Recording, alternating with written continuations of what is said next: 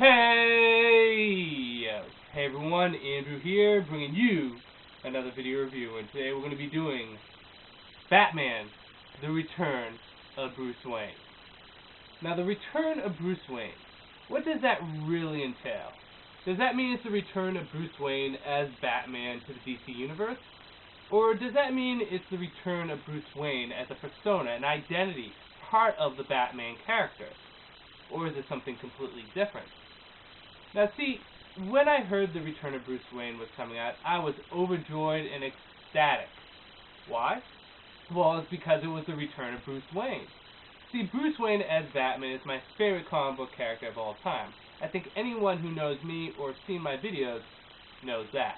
He's also my favorite fictional character in general. I love Batman. I love Bruce Wayne. And see, despite how good Dick Grayson may be as Batman, and despite how well he actually pulls off being Batman and making it his own, there will always only be one true Batman to me, and that is Bruce Wayne. There will be tons of Robins, several Flashes, multiple Green Lanterns, but there's only one Bruce Wayne as Batman. Now, despite the fact that I'm so ecstatic, so happy that Bruce Wayne is back, he's being brought back in a story. The story can either be good or bad. So the real question is this: even though Bruce Wayne is coming back, will it be a good story? Will it connect to everything Grant Morrison has been doing? Will it be answering some questions that a lot of us have been having? Or will it fall apart, be confusing, thrown together, and just not work out at all? Whatever the scenario may be, at the end of this video, at the end of the story, we will know exactly what the return of Bruce Wayne means. On to story. Now, the return of Bruce Wayne is a spiritual sequel of sorts to Final Crisis, in that it picks up exactly where Final Crisis left off for Bruce Wayne. In addition to that, it ties up some of the loose ends that Grant Morrison left hanging in Final Crisis. Now, in Final Crisis, Darkseid hits Bruce Wayne with the Omega Sanction and sends him back in time while also erasing his memory. Now, this is part of Darkseid's ultimate revenge. Because, see, when Bruce Wayne travels from time period to time period, he would be building up Omega energy. And eventually, he'll build up so much energy that he'll destroy all existence. And to ensure that this happens, Darkseid sends a creature known as the Hyper Adapter to go back in time and follow Bruce Wayne from time period to time period. However, we're talking about Bruce Wayne here, baby.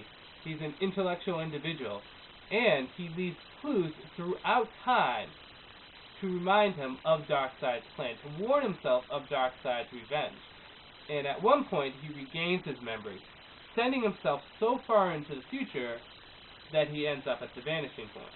Now, the Vanishing Point is a fortress of sorts at the end of time, and there he erases his memory once more to fool the Hyper Adapter, bonds himself with the creature, and sends himself back in time to ensure that the superheroes of today will destroy the creature and stop the Omega energy from exploding and destroying the universe. Whether or not this succeeds, well, you'll just have to read and see. Go into the good, the bad, and whether or not you should get it. On to the good. Let's start things off with the best of the good. This is the return of Bruce Wayne. He is back. Hallelujah. Thank you, God. I miss him. I said it before and I'll say it again. Dick Grayson has done a fantastic job as Batman. He's really convinced me that he can be Batman. However, he's not Bruce Wayne. And Bruce Wayne is my favorite character in all of fictional media. And for him to be gone for so long, well, not gonna lie, it's been hard. Sounds silly, but it's been hard. So for him to finally return, I am overjoyed. In addition to that, this is a good tie-in to Final Crisis. A lot of the loose ends in Final Crisis get dealt with in this. In addition to that, a lot of the questions we had in previous Batman stories are answered in this. This also ties into the current Batman material that was being done at the time with Batman and Robin. In addition to that, the clues that were set in this and the elements set in this may not seem important at first, but eventually it turns out to be key important elements in the story. And I think it was very nicely done. subtle stuff like Bruce Wayne whispering something to someone or handing someone a box or something may not seem like a big thing at first, but it all kind of builds up towards the end.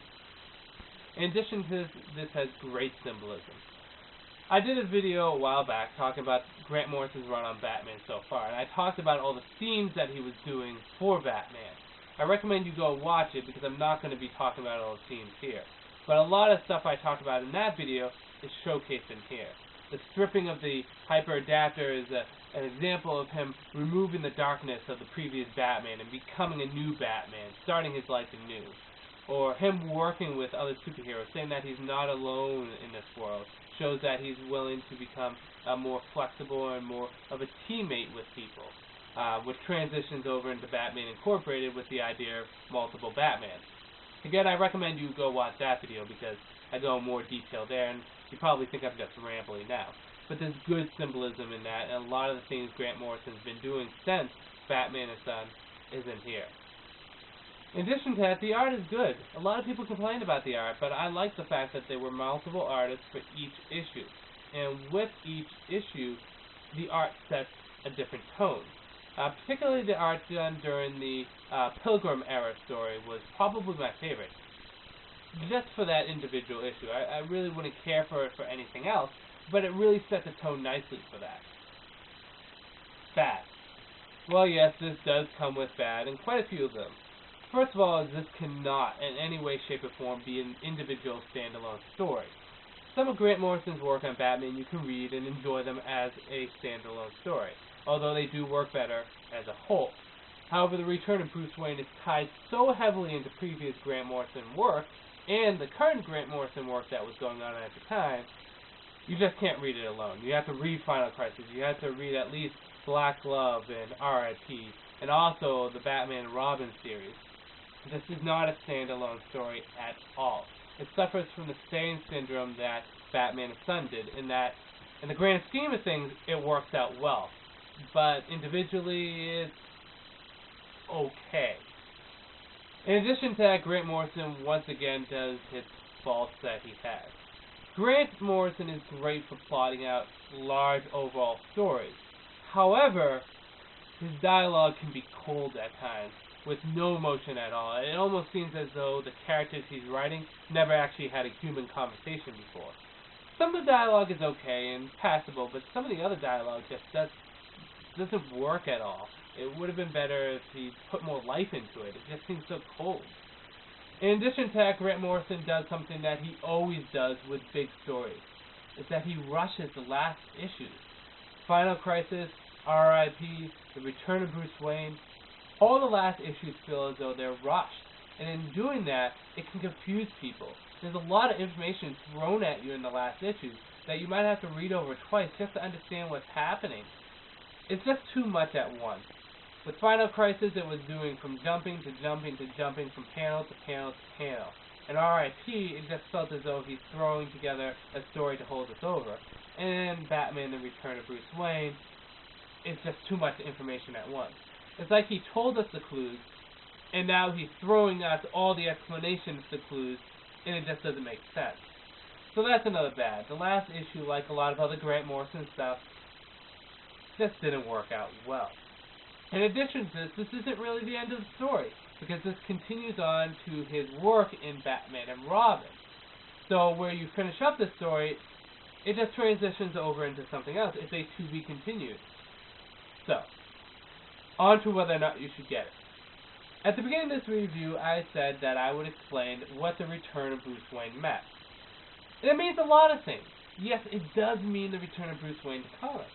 But it also does mean the return of Bruce Wayne as a persona, as a character. Something Grant Morrison has been trying to do for some time with Bruce Wayne. If you've been noticing that I've been saying Bruce Wayne throughout this whole entire review, and not Batman. The reason is because it's Bruce Wayne that is the hero in this. He doesn't even really wear the cowl at all. It is Bruce Wayne. And it's the return of Bruce Wayne in many different senses. So, in closing, the return of Bruce Wayne means a lot of stuff. It means what you want it to mean.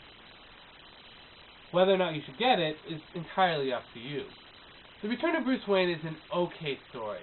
It has some great stuff going for it, but it also has some of the many faults that Grant Morrison has with its writing. It's definitely not something that you should read as a standalone. You should definitely read this if you're reading all of Grant Morrison's other work on Batman. For it to be the return of Bruce Wayne itself is not enough of a reason to pick this up. You can simply know that Bruce Wayne is returning and be okay with not reading it. However, if you are reading Grant Morrison's material on Batman, I do recommend it. If you're confused, here's my final analysis. As a standalone story, it's not worth it. However, in the grand scheme of things, if you're reading Grant Morrison's Batman, or if you read Final Crisis and you want some closure, you'll get it here. There's some faults to it, but there's some good stuff too. And it comes off as an average story. The good outweighs the bad, but not by much. A lot of people will love this story, but I think a lot of people will love this story for two reasons. One, because it's the return of Bruce Wayne, or two, because they're Grant Morrison fans. As much as this brought back my favorite character, as a story itself, it does okay. So with that said, I'm going to end this review here. At the very least, Bruce Wayne's back. This is Andrew saying peace out for now.